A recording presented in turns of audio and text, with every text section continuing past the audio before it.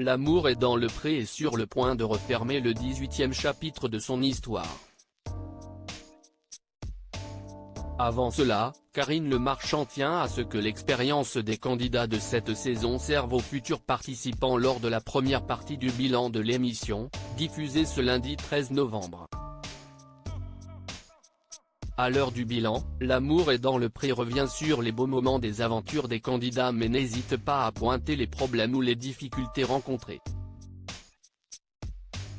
C'est par la voix de son animatrice, Karine Le Marchand, que l'émission tente de comprendre ce qui a pu dysfonctionner dans certaines relations.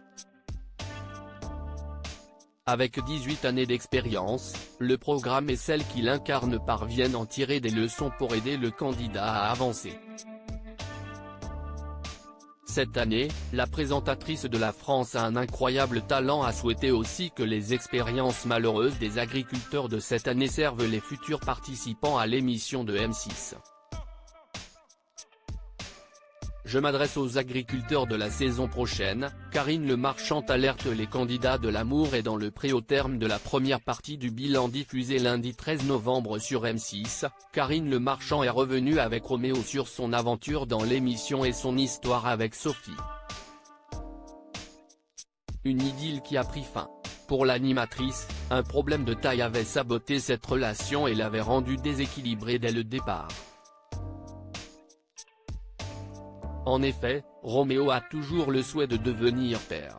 Après avoir demandé à l'agriculteur de dire clairement quelle est sa priorité dans une relation, elle ajoute aussi depuis le début, tu étais honnête avec toi-même, tu aurais dit, ma priorité est de rencontrer des femmes qui font des enfants au risque de ne pas avoir de courrier peut-être explique-t-elle.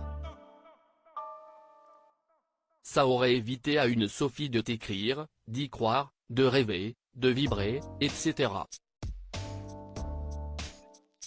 Poursuit l'animatrice avant de passer un message. Karine Le Marchand bien décidée à ce que les candidats de L'amour est dans le pré ne passent pas pour des goujats. Je m'adresse aux agriculteurs de la saison prochaine, s'il vous plaît, prenez le temps avant de nous rencontrer de définir quelles sont vos priorités parce que du coup, vous n'avez pas forcément les bons comportements demande-t-elle. En prenant à témoin Jean-Paul, Olivier et Roméo assis devant elle, elle conclut, vous passez pour des goujats, parce qu'au fond les personnes qui vous ont écrit ne correspondent pas à vos attentes.